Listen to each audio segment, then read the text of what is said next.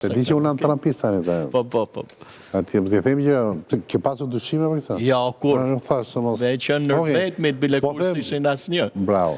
Deklarata e Trumpit, dalë luftën Vladimir. Dhe ndërkohë 300 milion euro të reja armatime shkojnë për Kievin shpejt, jo nga ato të Bidenit. Zoti Pllumi, mund ma dekriptosh sipas analizës tënde të qëndrimin e çuditshëm të Donald Trumpit në lidhje me Putinin, me Ukrainën, pra këtej po i soset durimin ndoshta me Putinin?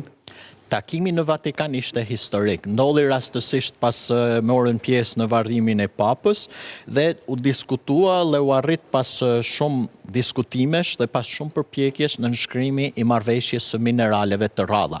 Për këtë marrëveshje Amerika kishte shumë nevojë pasi i jep një prioritet shumë të jashtëzakonshëm edhe në luftën tregtare me Kinën. Kina kontrollon 70% të mineraleve të rralla dhe në këtë rast Amerika ishte shumë e varur nga prodhimet dhe nënprodhimet kineze të mineraleve të rralla. Me nënshkrimin e kësaj marrëveshje, ata nuk janë më të varur prej Kinës.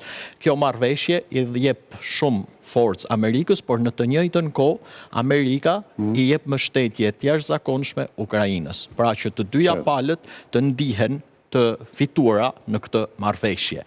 Trumpi, pra domethënë nuk ishte thjesht çështje lekësh dhe parash, ishte një ndihmë strategjike që Ukraina do jepte Shtetet Bashkuara të Amerikës. Pra ndihmë strategjike në këmbim të mbështetjes në konkurrencën gjeopolitike me Kinën. Po, dhe Amerika i ofron Ukrainës mbështetje ushtarake më të fortë, i ofroi dhe gjuhë më të ashpër kundër Rusisë dhe Putinit, që të ndërshonte qasjen diplomatike. Ti mendon nga nënshkrimi i kësaj marrëveshje apo nga fakti që duket sikur Putini me ritmin e tij po e lodh, sepse dhe Rubio tha që me sa duket kjo luftë nuk mbyllet shpejt. Pra, janë të dy faktorë. Ka shenja të cilat në fillim ja lanë të gjitha fajet të Zelenskit. Tani duket sikur po i ndajnë fajen ndërmjet të dyve.